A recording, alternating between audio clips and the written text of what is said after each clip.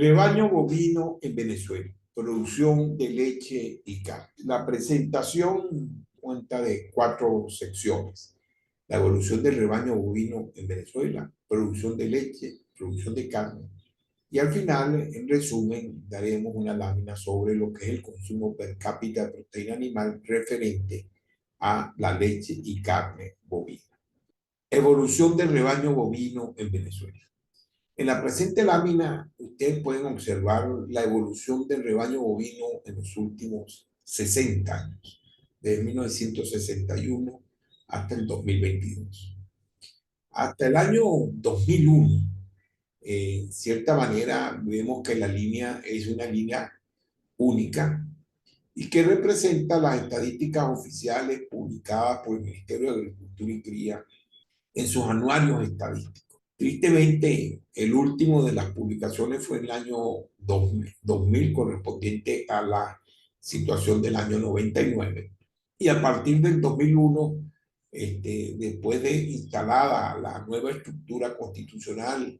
la información sobre la producción agrícola se circunscribió a lo que eran las memorias y cuentas del ministro ante la Asamblea Nacional. Documento que en cierta manera es un documento político, porque es el informe que da el ministro a los fines de justificar su actividad durante un año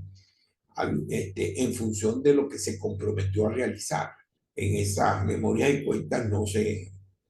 establece cuál es la metodología, de dónde viene la información, cómo fue recaudada la información. Y como podemos ver en la continuidad de esa línea, dependiendo del ministro, las cifras se ajustaban. Y ahí vemos cómo un ministro, después que entregó a otro, el que lo siguió, alteró la cifra, cambió la referencia, y después que dejó el ministerio y volvió al mismo ministerio, el que estaba antes, entonces las volvió a ajustar a lo que él venía señalando como actividad. Pero lo más relevante es que en el año 2008, el propio Ministerio de Agricultura y Cría realiza un censo agrícola, el último censo agrícola, realizado entre el 2007 y 2008, publicado en el año 2009. Ese censo agrícola, a pesar de lo que el ministro señalaba como rebaño nacional, señaló por estado y por municipio una población de 12.904.130 animales de bovinos, entiéndase vacunos y bufalinos. En base a esa cifra y la última cifra oficial, en la red alimentaria y el sector privado, lo que ha hecho es un ajuste de como de 15.164.000 cabezas que existían para el 2001, estimación del 2001, se reduce a 12.900.000 cabezas en el 2008. Debemos entender que en ese periodo, o sea, que está señalado ahí con la franja o la barra amarilla, es el periodo de más golpe, que más golpes recibió la ganadería venezolana. Ciertamente es en ese periodo donde se hacen las grandes intervenciones y expropiaciones de grandes actos ganaderos, alegando que eran latifundios o que pertenecían a terratenientes, desconociendo el hecho que por lo menos en el llano venezolano, por la pobreza de las tierras y por el ambiente agroclimático, la capacidad de sustentación del rebaño es muy limitada. Por lo tanto, tenemos 4 animales 4 hectáreas por animal a los efectos de sustentación. Bueno, ejemplo de eso fue la expropiación del Hato Piñero en Cojedes, el Hato El Frío en Apure o la Hacienda Bolívar en Zulia. Y eso afectó realmente la dimensión del rebaño, porque esos grandes,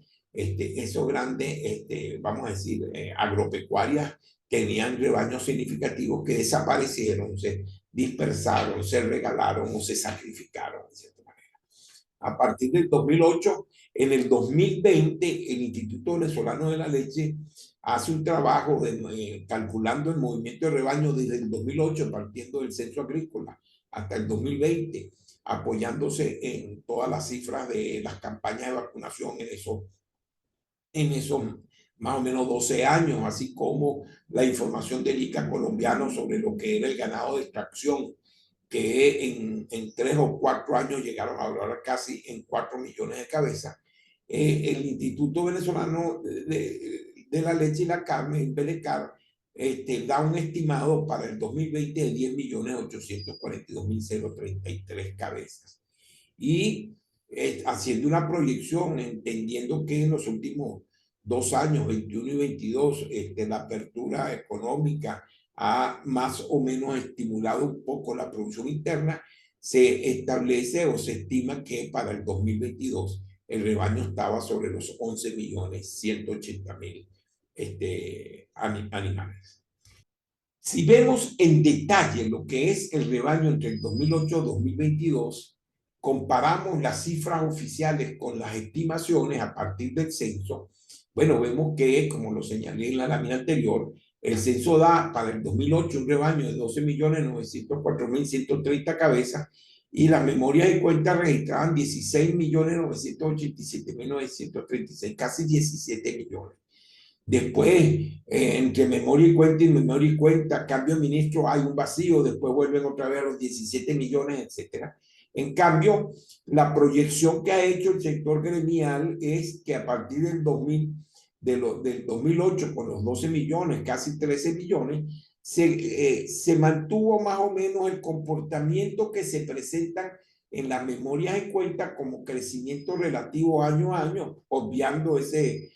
lapso, ese valle que se crea ahí en las estadísticas entre el 2010 y el 2012, y en función de eso se hace la estimación y se coordina ya para el 2020. La última cifra que da el gobierno es para el 2020 en memoria y cuenta de 16.400.000, esta memoria y cuenta más o menos oculta, porque desde el 2015 ni siquiera las memorias y cuentas se publicaron,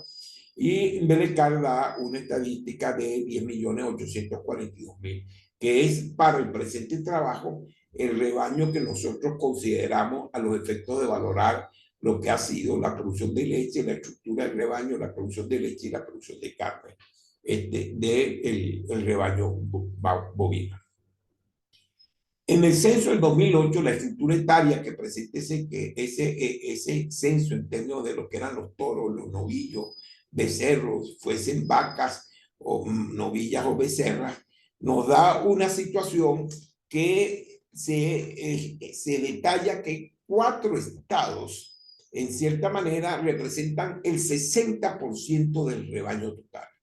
2.457.000 animales en el Zulia, 2.192.000 animales en Barinas, 1.588.000 animales en Apure y 1.437.000 animales en Guárico. Los 4 estados representan el 60% del rebaño total y 17 estados restantes el otro 40%. Ese es el rebaño bovino, pero si nosotros analizamos el rebaño vacuno, tiene más o menos la misma estructura. Los 4 estados citados, Guárico, Apure, Barinas y Zulia, concentran prácticamente el 60% del rebaño vacuno. 19% el Zulia, 17% Barinas, 12% Apure, 11% Guárico, redondeando casi el 60% del rebaño total. Cuando analizamos el rebaño bufalino, la situación es distinta. Ciertamente para el 2008 el rebaño bufalino no representa más del 2% del rebaño total, pero la distribución se da ciertamente en los primeros 4 estados, pero ya no es precisamente el Guárico que entra, sino Barinas, Zulia, Apure y Táchira. Para el 2008 representaban más o menos el 58%, pero la gran masa de ganado bufalino se concentra en 6 estados: Monagas, Cojedes, Táchira, Apure, Zulia y Barinas. Y evidentemente para ese entonces, siendo Barinas el que más representaba, situación que después en la valoración que se hace después vemos que hoy por hoy el Zulia supera a Barinas en esos 6 estados, pero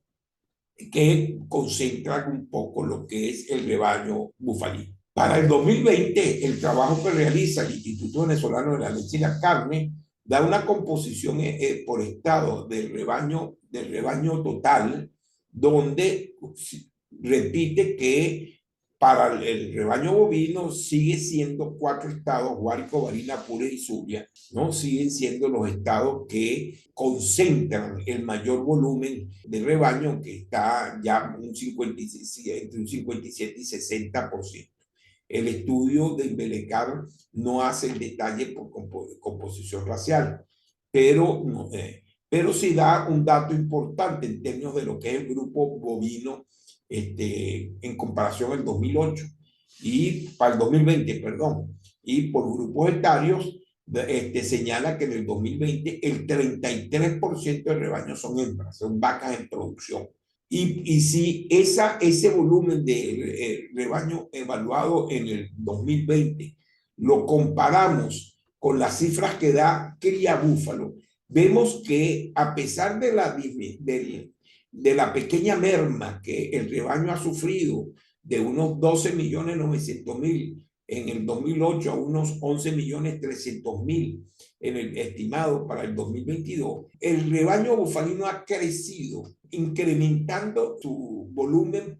relativo con respecto al rebaño total. Para el 2008, como les señalé, el rebaño bufalino estaba sobre los 225.000 cabezas, sobre 12 millones. Eso es, en cierta manera, un 1.2, 1.3%. Pero ya Cría Búfalo señala para el 2022 que hay 2.100.000 cabezas de 11.300.000, lo cual ya pudiéramos estar hablando que es un rebaño que puede estar alrededor del 20-22% del rebaño total. Y eso hace un cambio estructural de lo que es la composición y la producción tanto de los productos lácteos como cárnicos en el país.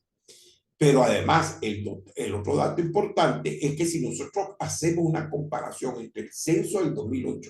y la evaluación que hace Embelecar del número de vientres, vemos que no solo los 4 estados, Guárico, Barinas, Apure y Zulia, crecen en volumen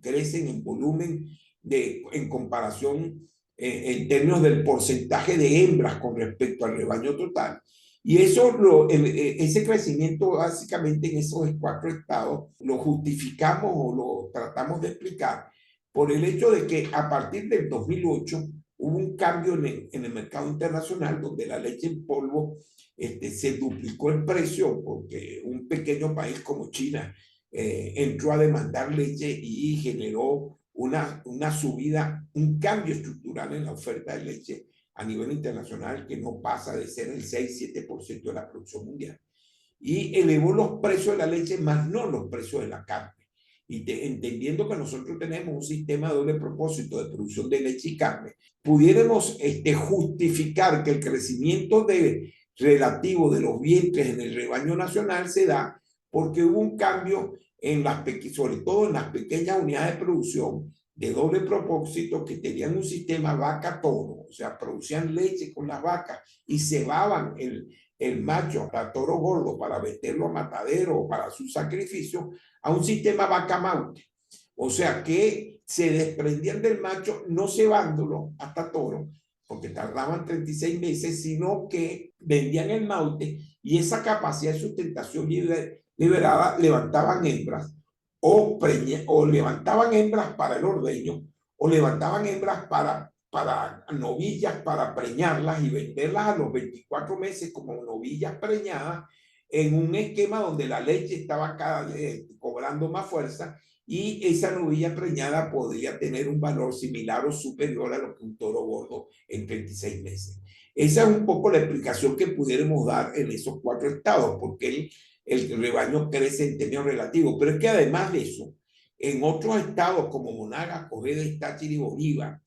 crece, y Portuguesa también crece significativamente el rebaño por encima del 300%, y eso lo justificamos porque esos estados en cierta manera tuvieron una transformación en otro sentido, donde pequeñas fincas que tenían rebaño Bos indicus para producir mautes, para venderlos para la cría, para el levante y la ceba, se fueron a los búfalos, como estamos hablando, sobre todo en las zonas bajas,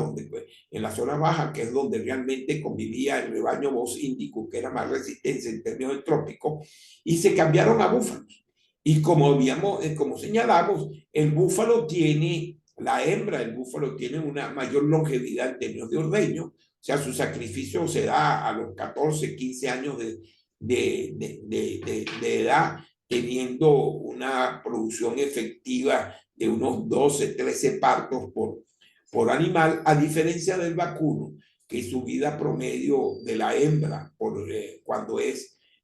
reemplazada es de unos 6, 7 años con unos partos efectivos de 4 o 5 animales. Entonces, en esos estados se cambia el Bos indicus, se va sustituyendo por búfalos y la longevidad de esos animales hace cambiar en términos estructurales lo que es la composición de los vientres. Y por eso entonces vemos que ese efecto cruzado de lo que es el impacto del crecimiento de los precios de la leche en términos internos y la bufalización del rebaño de ordeño con la incorporación en zonas que antes no eran lecheras para el ordeño a través del búfalo nos da un crecimiento significativo del número de vientres relativos del 2020 al 2008. Este ejemplo en particular que habría que destacar es el del Tamacuro, porque evidentemente ese crecimiento en 507 no deja de ser que es uno de los estados que más ha capitalizado el crecimiento del rebaño bufalino por sus propias condiciones agroclimáticas que en cierta manera son ideales para la cría del búfalo de agua, o que es el que nosotros tenemos en nuestro país. Bueno, producción de leche en Venezuela. Aquí rescatamos un poco ya en base a lo que es la producción de leche, lo que destacamos en términos de rebaño. Creo que es una consecuencia de lo primero. La línea roja es un poco la estadística que los ministros de Agricultura a través de su memoria de cuenta dieron entre el 2006 y el 2013, que ciertamente ya a partir del 2015 no se conocen, pero la línea color aceituna es las cifras que publica FAO, que no es otra cosa que cifras oficiales. Ya la memoria y cuenta a partir del 2016 no se publican, pero la producción de leche sí la publica FAO y evidentemente lo que está reflejando es las cifras que está dando en términos oficiales el gobierno de Venezuela. Y ahí queda claro que FAO en algún momento ajustó las cifras en función de una revisión que debió haber hecho el gobierno a partir del 2009, desechando lo que fueron esas valores un poco sobreestimados que además era muy difícil sustentarlos hasta en términos de crecimiento biológico de un rebaño que su reposición es casi, lleva como 5 años, el poder estar hablando de crecimiento prácticamente de un 40-50% de la producción de leche en 5 o 6 años entre el 2006 y el 2010-2011. Y si nosotros hacemos una visión más retrospectiva, si nosotros vemos lo que es el rebaño, o sea, el destino de la leche cruda de 1980 hasta el 2022, o sea, en los últimos 40, 42 años, vemos que las barras azules representan el destino industrial, o sea, la leche procesada industrialmente. Las barras rojas representan la leche procesada en términos informales, básicamente en queso rural hecho en los pueblos del interior de la República o en queso llamado de finca, queso artesanal, cuando el ganadero procesa su propio ordeño.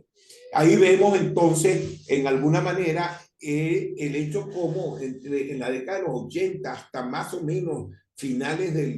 del siglo pasado, el promedio de la informalidad variaba entre un 6, un 9 y 10%. A partir del 2000, cuando se empieza todo el proceso de intervención de la finca, los controles de precios, etcétera, empieza a crecer la informalidad, o sea, la industria se ve más impedida en poder cumplir las expectativas del sector productor y el sector productor empieza a estimular un poco más el procesamiento informal. Situación que se empieza a agravar en el periodo del 2008 al 2015 por el incremento de las importaciones, donde la industria entonces profundiza el hecho de limitar su recepción nacional, sustituyendo su producción con un gran componente importado, lo cual genera entonces un desvío más a la informalización. Y a partir de 2015, ciertamente la crisis económica que ha vivido el país, ya entonces, hasta por la caída del poder adquisitivo y las limitaciones del acceso de la población venezolana reduce, sobre todo porque esa informalidad se da básicamente en quesos, en la producción de quesos, fuese en un esquema rural, en emprendedores a nivel de los pueblos para hacer queso filado, queso hermano, queso guayanés, etcétera, o a nivel de finca, donde se cuaja un queso también fresco, y que en el mercado es mucho más barato que el queso industrial. Por lo tanto, esa informalización, que es básicamente en queso, a quien afecta fundamentalmente es a la industria del queso, al procesamiento industrial, y eso lo vemos en esta lámina, donde las barras marrón representan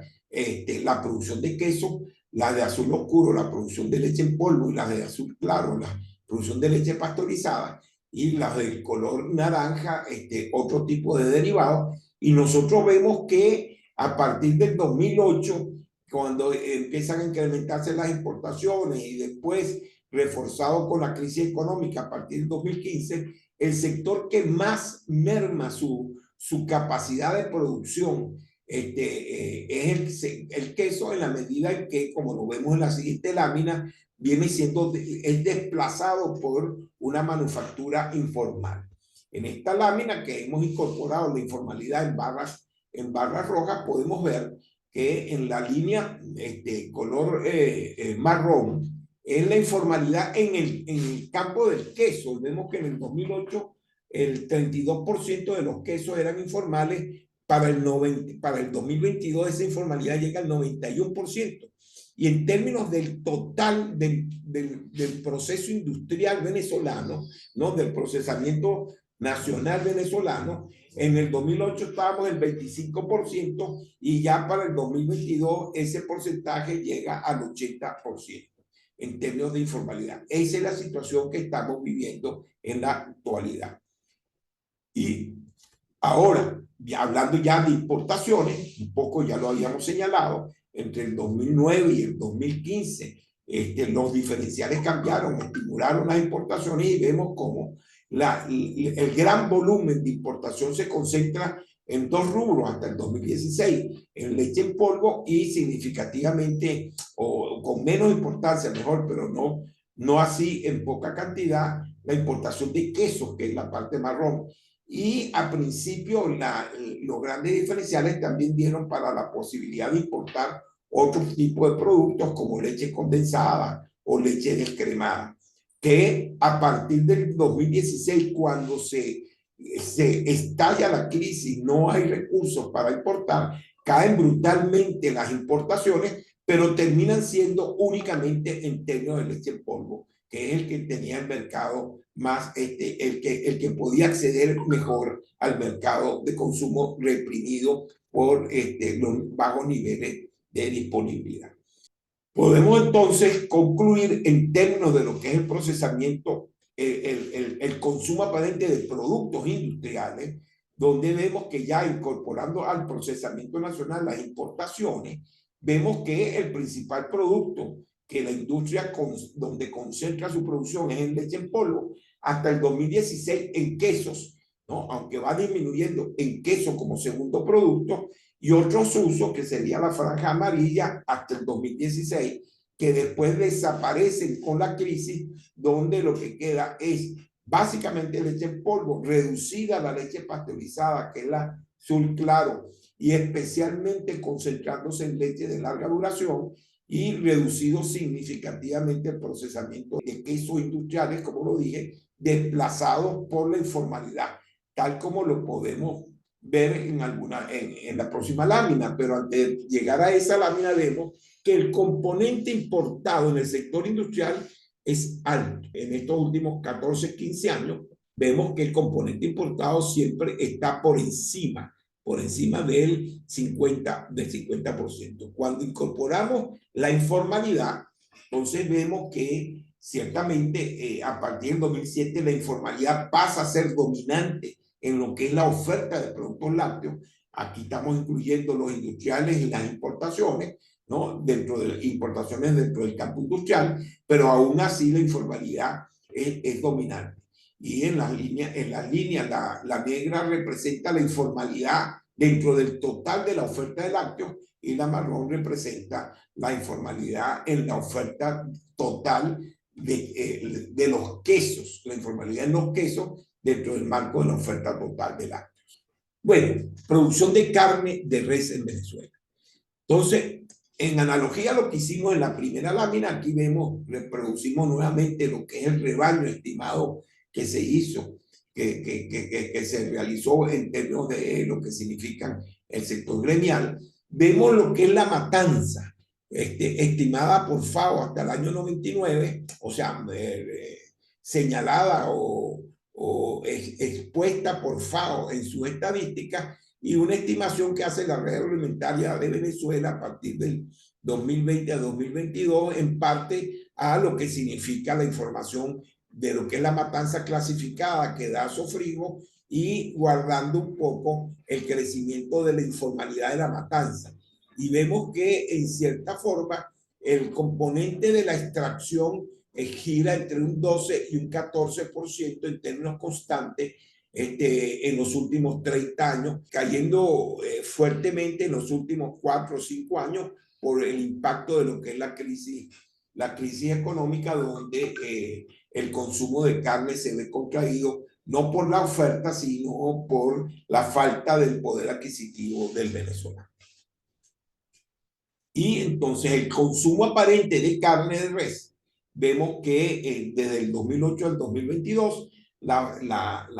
barras verde claro representan la matanza clasificada nacional, la verde oscura es la matanza también clasificada, pero de reses importadas, y el rojo, las barras rojas, es la matanza informal. Y en ese sentido, la línea nos va representando cómo a partir del 2014, 2015, que estalla la crisis, ese promedio entre el 20 y el 30% de lo que era la matanza nacional, de la matanza nacional clasificada, baja, se ve reducida porque la informalidad, que estaba en 30, 40, entre 20 y 34%, crece a un 50, 55% en términos de lo que es la oferta global de carne de res. Por último, como lo ofrecía al principio, el consumo per cápita de proteína animal, leche y carne lo podemos apreciar en la siguiente lámina. Aquí vemos las barras azules representan el equivalente en kilogramos de los sólidos contenidos en la leche, ¿no? Y las barras amarillas, los kilogramos habitante año consumidos de carne. Y la línea azul destaca lo que son los litros habitante año. No podemos dejar de señalar que la FAO da como referencia que el consumo mínimo de un país, a los fines de garantizar la seguridad alimentaria en términos nutricionales del componente lácteo, debería no ser menor a los 120 litros, debería estar por encima de los 120 litros. Ciertamente estuvimos por encima de los 120 litros en la década de los 80, 147 litros persona año. Después, en la década de los 90, bajamos a un promedio de 87 o 95 litros persona año. Solo superamos ese límite en el año 2009 como producto de las importaciones masivas en 2008, como lo señalamos, pero este es un consumo aparente. Parte de esas importaciones se perdieron, fueron noticias de prensa, etcétera. Y después nos estabilizamos hasta el 2015 sobre los 100 litros persona año, cayendo abruptamente en los últimos 8 años por la crisis económica a un promedio de entre 60 y 50 litros persona año, que representa prácticamente una oferta entre 50 y 60% de las necesidades que debería tener el país. No, ya con esta información no queda más que